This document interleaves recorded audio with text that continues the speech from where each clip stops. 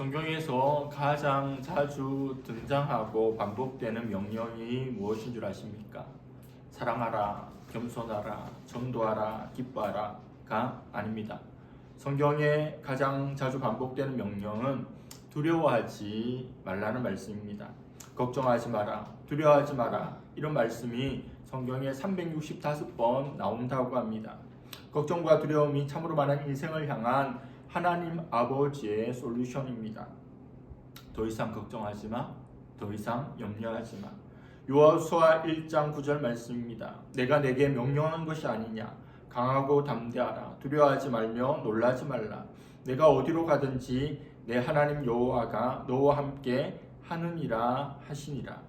용맹한 장수 여호수아도 가나안 땅을 앞두고 두려운 마음이 들었기에 하나님께서 거듭해서 두려워하지 말라, 염려하지 말라고 말씀하신 겁니다. 빌립보서 4장 6절에서 7절입니다. 아무것도 염려하지 말고 다만 모든 일에 기도와 간구로 너희 구할 것을 감사함으로 하나님께 아뢰라. 그리하면 모든 지각에 뛰어난 하나님의 평강이 그리스도 예수 안에서 너희 마음과 생각을 지키시리라. 아무것도 염려하지 말고 오직 모든 일에 기도와 간구로 감사함으로 하나님께 아뢰면 하나님께서 우리의 마음을 생각을 지켜주신다고 말씀합니다. 이러한 말씀이 신구약에 가득하지만 여전히 걱정하고 염려하고 두려워하는 것이 우리 인생입니다. 과거의 일들, 현재의 일, 그리고 미래의 일들을 가지고 와서 끊임없이 걱정하고 두려움 가운데 살아갑니다. 잠언 17장 22절은 이렇게 말씀합니다. 마음의 즐거움은 양약이라도 심령의 근심은 뼈를 마르게 하느니라. 항상 웃고 즐거워하고 기뻐하는 것은 그 사람에게 약이 되지만 근심하면, 심령에 근심이 있으면 뼈를 마르게 한다고 합니다. 스트레스가 사람에게 가장 건강에 해롭다고 하잖아요. 이 근심이라고 하는 것이 우리 속 깊은 곳에 뼈를 마르게 할 정도로 우리에게 치명적인데, 그러한 근심과 걱정으로부터 벗어나라고 하나님은 촉구하십니다. 걱정거리, 두려움거리가 얼마나 많은 인생길입니까? 그러나 성도는 다르게 살 수 있는 열쇠를 가진 존재입니다. 오늘 말씀으로부터 시작하여 계속해서 말씀들이 이어지는데, 그 말씀 속에서 예수님은 4가지 문제를 해결하십니다. 공교롭게도 이 4가지 문제의 키워드가 영어 D로 시작하여서 신학자들은 4D, 4D라고 이렇게 말합니다. 오늘 본문에 나오는 D는 덴저입니다. 위험. 그리고 그 다음에는 데몬, 귀신, 디지즈, 질병, 데스, 죽음. 이 4가지 문제들은 우리 인생에서 피할 수 없는 어려움들입니다. 예수님께서 이 4D의 문제를 해결해 가십니다. 그 해결 솔루션으로 들어가는 오늘 첫 시간입니다. 오늘 말씀에 예수님과 제자들은 갈릴리 바다를 건너, 호수를 건너 저편으로 이동하는 과정 가운데 일어난 일이 말씀에 소개됩니다. 예수님께서 저쪽으로 건너편으로 가자고 말씀합니다. 우리 예수님은 완벽한, 완전한 하나님인 동시에 완전한 인간이십니다. 많은 사역으로 인해 너무 피곤하신 예수님께서 그 배에서 잠이 드십니다. 예수님께서 주무시는 기사는 유일하게 여기에만 등장합니다. 근데 예수님께서 사역에 얼마나 피곤하셨던지 바다에 광풍이 일어나고 물결이 부딪히고 배에 물이 차 들어오는데도 깨어나지 않습니다. 큰 광풍은 헬라어로 메갈레 아네누라고 하는데, 메갈레는 메갈로스에서 나온 말인데 여기에서 영어 메가톤이라는 말이 유래되었습니다. 메가톤급 광풍이 그 갈릴리 호수에 몰아치게 된 상황입니다. 여러분, 말씀을 보면 좀 이상하지 않습니까? 의아하지 않습니까? 예수님께서 가자고 하셨습니다. 길 건너편으로 예수님께서 가자고 하셨습니다. 그리고 예수님과 함께 나아가고 있는데 문제가 일어나는 거예요. 아니, 예수님과 함께 간다고 하면 풍랑이 있는 바다라 할지라도 잠잠하고 고요해야 되는 것 아닙니까? 임마누엘, 하나님과 함께 살아가는 성도는 그저 꽃길로만 걸어가야 하는 것 아닙니까? 어떻습니까? 아닙니다. 결코 아닙니다. 하나님과 함께하는 삶에도 인생의 밤, 풍랑, 침수가 있습니다. 어쩌면 더 심한 것을 만난다고 보는 것이 더 옳습니다. 파묘의 대사를 조금 패러디하자면 겁나게 험한 상황이 되어버렸습니다. 하나님과 상관없이 그냥 살아가는 인생에서 하나님과 깊이 관계를 맺고 살아가는 인생으로 접어드는 순간 겁나게 험한 상황이 펼쳐지게 된 겁니다. 예수님으로부터 복음 전파의 대위임령을 받은 특별한 존재인 사도 바울의 삶을 한번 생각해 보십시오. 감옥에 밤을 보냅니다. 유라굴라 광풍을 만납니다. 자신을 향해 돌을 던지고 죽이겠다고 하는 무리들에 의해서 우겨쌈을 당합니다. 만사형통의 삶이 결코 아닙니다. 복음 전파의 대사도가 되지 않았다면 겪지 않을 일을, 그 고생을 사도 바울은 한평생 하게 된 겁니다. 그러나 우리가 반드시 기억해야 할 것이 있습니다.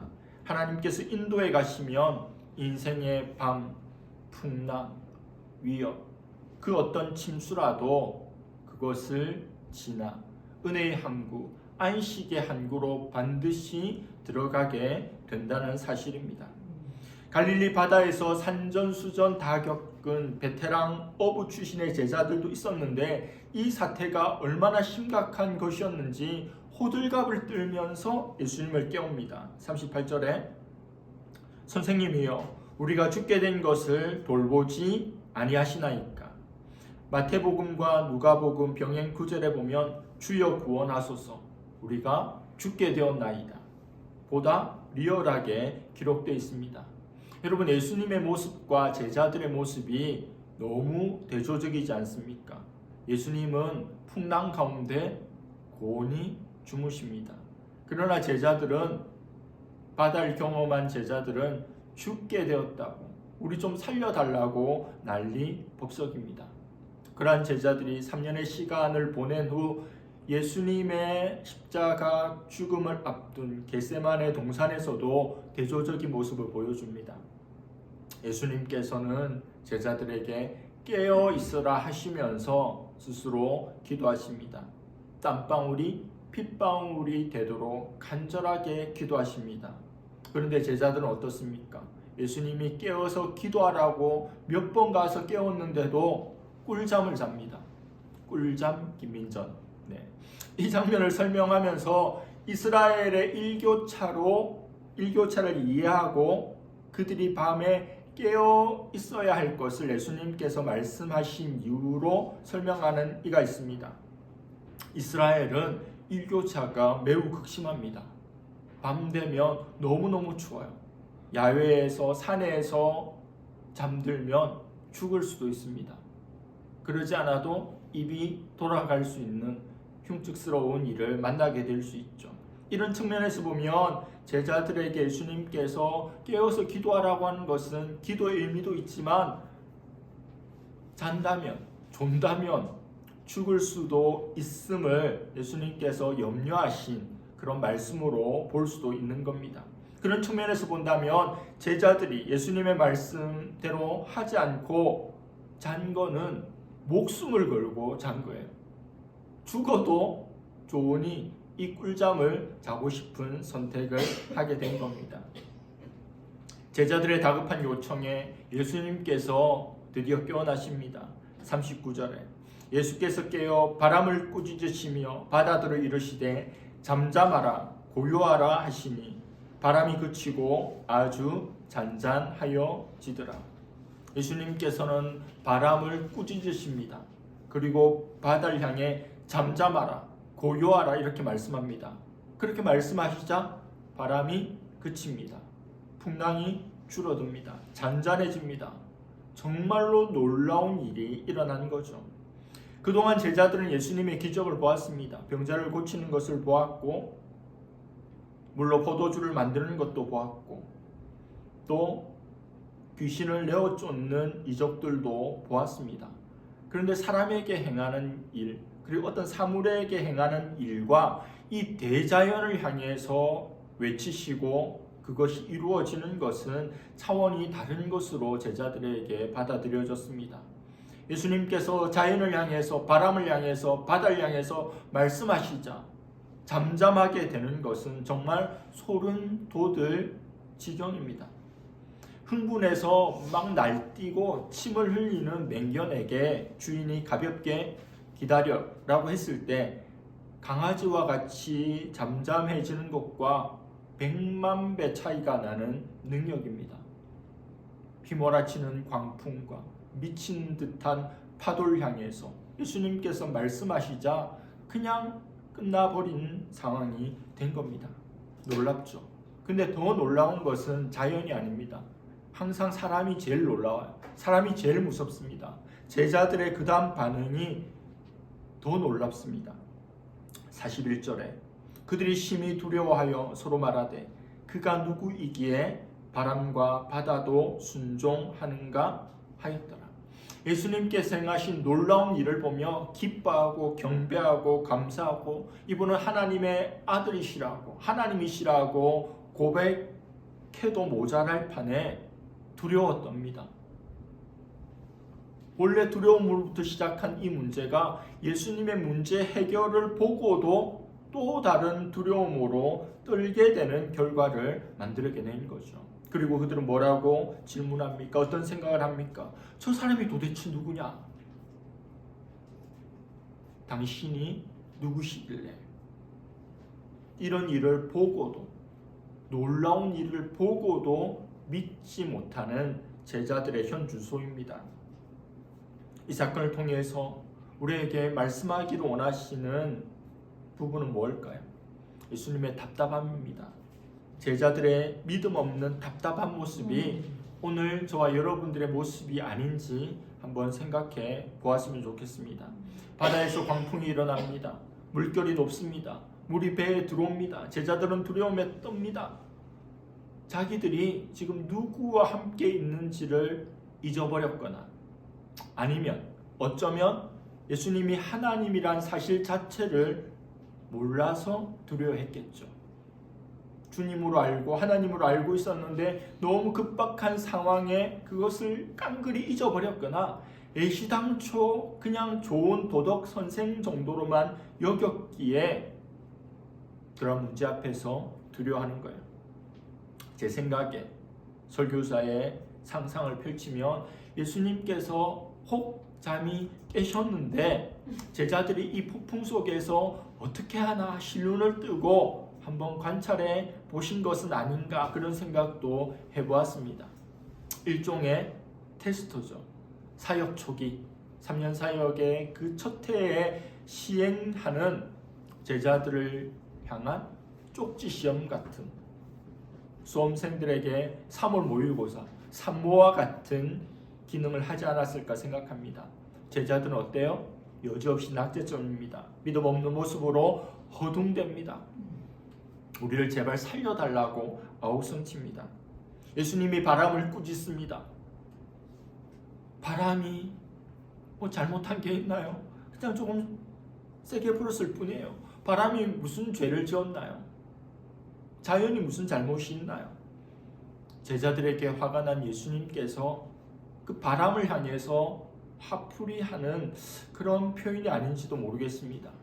내가 그렇게 보여주었고 내가 그렇게 가르쳐 주었거늘 나와 함께 하였거늘 어찌하여 아직도 나를 알아보지 못한단 말인가 라는 탄식이 절로 나오지 않았을까요?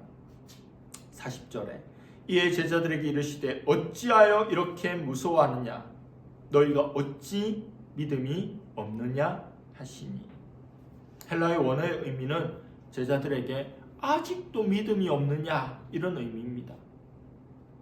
지금까지 예수님과 함께하고 긴 시간을 보내었는데 많은 일들을 내가 행하는 것을 보았는데 아직도 믿음이 없느냐?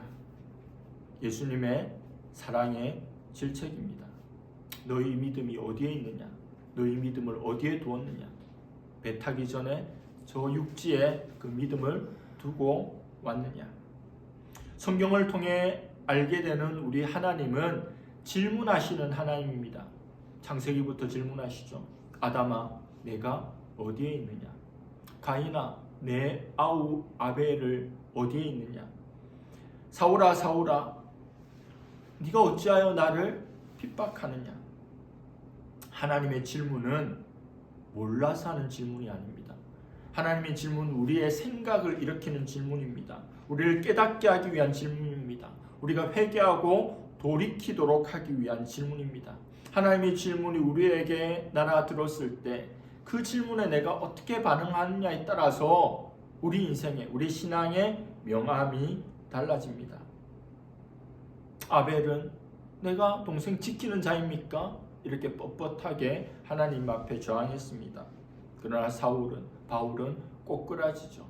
잘못된 길로 가던, 잘못된 열심의 자신을 발견합니다. 하나님을 위한 일인 줄 알았는데 하나님을 박해한 일이었어요. 하나님의 몸인 성도들을 핍박하는 일을 했던 겁니다. 얼마나 큰 충격에 빠졌겠어요. 말씀이 임하였을 때, 질문이 임하였을 때 어떤 반응을 보이느냐가 그렇게 중요한 겁니다. 우리 인생도 마찬가지 아닙니까? 거대한 바다의 파도와 같은 그런 인생을 살아갑니다. 언제든지 위기를 만나게 돼요.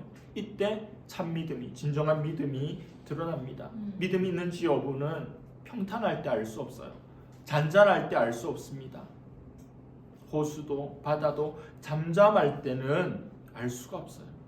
모두 다 믿음이 있는 것 같지만 위기의 순간이 오면, 두려움의 순간이 오면, 어려움의 순간이 오면 어쩔 줄 몰라 하며 자기의 믿음 성적표가 드러나게 되어 있습니다.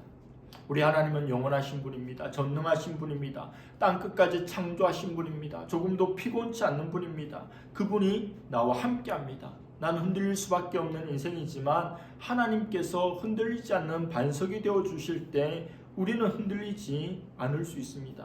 자연도 능히 다스리시는 능력 있는 하나님이 우리 하나님입니다. 비행기를 타고 하늘 높이 올라가면 우리가 살던, 우리가 크게 여겼던 모든 것이 너무도 작게 보이고 하찮게 여겨집니다. 중국 대륙에 그 높은 산에 올라가서 호연지기를 기른다면 큰 인물이, 큰 그릇이 될 수 있지 않겠습니까? 우리의 신앙이 커지려면 하나님께로 더 가까이 나아가야 합니다. 하나님께로 더 올라가야 합니다. 그럴 때 우리의 일상이 작아 보이는 겁니다. 우리의 문제가 작아 보이고 하나님이 크게 되는 거죠. 이것이 반대가 되고 하나님이 쪼그라들고 우리 문제가 커지면 언제든지 두려움에 함몰당할 수 있는 것이 우리입니다. 구약에서 바다는 죽음을 상징합니다. 바다의 풍랑은 죽음의 세력을 상징해요. 그럼 바다를 예수님께서 통제하시고 다스리시는 것, 잠잠케 하시는 것은 하나님의 신적 능력이 입증되는 것입니다.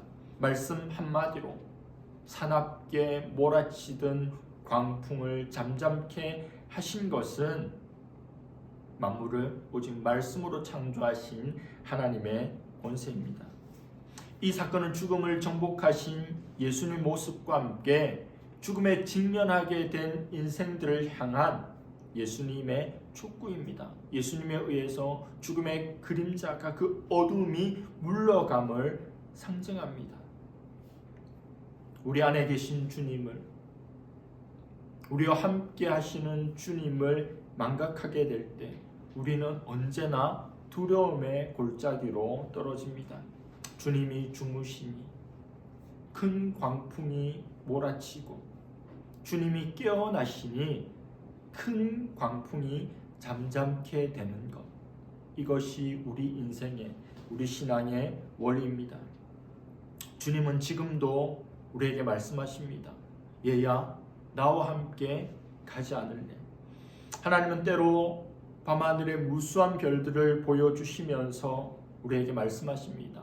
그 옛날 아브라함에게 밤하늘의 무별을 보여주시면서 너의 후손이, 너의 자손이 이와 같이 될 것이라고 말씀하셨습니다. 그때 아브라함은 자녀를 가질 수 있는 소망이 없었던 존재입니다. 소망 없는 아브라함에게 무별들을 보여주시면서 믿음을 말씀하시는 거죠. 약속을 말씀하시는 겁니다. 그럴 때 아브라함이 믿고 나아갔을 때 하나님께서 그것을 의로 여기시고 믿음의 조상이 된 거죠. 그 주님께서 우리 손을 잡으십니다. 나와 함께 가지 않을래 말씀하십니다. 아가 2장 10절입니다. 나의 사랑하는 자가 내게 말하여 이르기를 나의 사랑 내 어여쁜 자야 일어나서 함께 가자. 우리 주님께서는 언제나 우리와 함께 일하고 싶어 합니다. 함께 가기를 원하십니다. 지금으로부터 100여 년 전 유고슬라비아에 한 여자아이가 태어났습니다. 이 아이는 점점 자라서 10대 소녀가 되었어요. 성경 말씀을 보면서 은혜를 받고 마음에 불타는 갈망이 생겼습니다. 그녀는 캐톨릭 신자였기에 캐톨릭 수녀가 되었고 선교사로 자원하였습니다. 그녀는 인도에 캘커타로 가게 되었습니다. 그녀가 인도에 간 지 얼마 되지 않았을 때 거리를 지나고 있는데 한 병든 여인이 누워있는 것을 발견합니다. 길에. 그 여인은 아무도 돌보는 사람이 없는 여인이었습니다. 자세히 보니 몸 한쪽이 완전히 썩어가고 있었습니다. 길거리의 쥐들이 그 썩은 부위를 파먹고 있었습니다. 그녀는 마음속으로 이런 생각이 들었습니다. 어떻게 하지? 내가 어떻게 할 수 있을까? 난 한낱 여자의 몸으로 내가 무엇을 할 수 있을까? 그런데 무엇인가 그녀의 마음을 확 끌어 잡아당겼습니다. 네가 도와줘야 한다. 순간적으로 이런 기도를 했습니다. 하나님, 저는 못해요. 하나님께서 이렇게 말씀하십니다. 내가 도와주어도 못하겠느냐? 그러자 그녀는 하나님께서 함께 하신다면, 하나님께서 도와주신다면 가능하겠죠. 그리고 즉시로 지나가던 발걸음을 돌이켜서 그녀에게로 가서 그녀를 들쳐 업었습니다. 그 후로 그녀에게 불쌍한 사람, 병든 사람, 가난한 연약한 사람들이 1명, 2명, 3명, 4명 붙기 시작합니다. 사람들이 계속 늘어나서 더 이상 자기 집에 데리고 올 수가 없었어요. 그녀는 도시의 행정관리를 찾아갑니다. 그리고 그녀 숙소 옆에 있는 힌두교 사원을 빌려달라고 해서 그곳에 클리닉을 엽니다. 병원으로 만들었습니다. 그리고 평생 그곳에서 병자들을 돌보아 주었습니다. 그녀가 세상을 떠나기 몇 해 전에 영국의 BBC 방송국에서 그녀를 취재했습니다. 기자가 그녀를 관찰해 보니 그녀가 너무 행복해 보이는 겁니다. 그래서 질문합니다. 수녀님, 힘들지 않으세요? 그러자 그녀는 대답합니다. 힘들지요. 그러나 즐겁습니다. 주님이 함께 하시기 때문입니다. 그녀의 이름을 아시겠죠? 마더 테레사. 테레사 수녀입니다. 그 일은 힘든 일이에요. 너무 외로운 일이기도 하고 어려운 일입니다. 그러나 하나님께서 함께 하시기에 그 일은 즐거운 일이고 기쁜 일입니다. 주와 함께 길 가는 것 즐거운 일 아닌가? 좋은 일만 있어서 즐거운 것이 아닙니다. 힘든 일, 가시밭길, 파도를 만나고 풍랑을 만나는 일들이 펼쳐지겠죠. 복음을 전하는데 주님의 사명을 감당하려고 하면 할수록 더 많은 어려움이 찾아올 겁니다. 그러나 주님은 나와 함께 갈래, 나와 함께 저곳으로 갈래 늘 말씀하시는 분입니다. 우리 각자에게 항해를 제안하신 분이 누구십니까? 우리를 부르신 이가 누구십니까? 우리에게 동행하자고 말씀하시는 분이 누구십니까? 우리에게 약속을 주시는 분이 누구십니까? 예수님입니다. 그렇다면 주님께 계획이 있지 않겠습니까?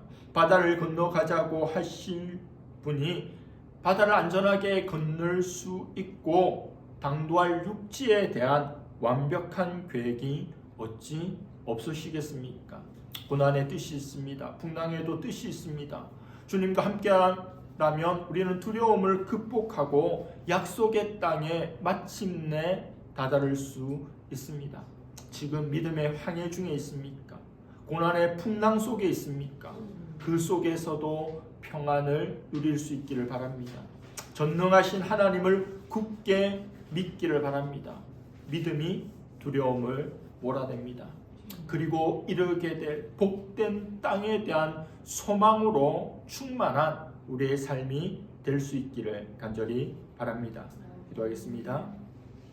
하나님 아버지, 예수님께서 바다 건너편으로 가자고 하셔서 배를 탔는데 풍랑이입니다. 베테랑 어부조차도 두려움을 느끼며 예수님을 깨워야 할 정도의 긴박한 상황입니다. 그러나 우리 주님이 그들 가운데 있음을 그들이 잊었습니다. 하나님이신 것을 알지 못하였습니다. 우리와 함께 하시는 분이, 우리에게 말씀하시는 분이, 우리와 동행하시는 분이 하나님이시라는 것을 놓칠 때, 그것이 줄어들 때 우리는 언제든지 두려움의 노예가 될 수밖에 없음을 고백합니다. 우리의 두려움을 어떻게 몰아낼 수 있겠습니까?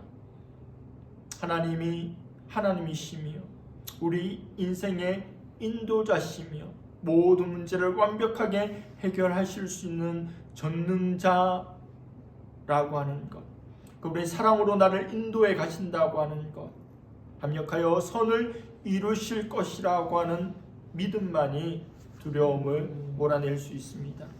어찌하여 아직도 여전히 믿음이 없느냐고 주님 앞에 책망 들을 존재들이 아니라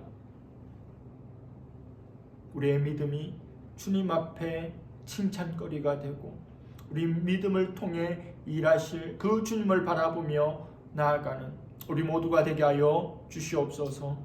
감사드리며 예수님의 이름으로 기도드립니다. 아멘.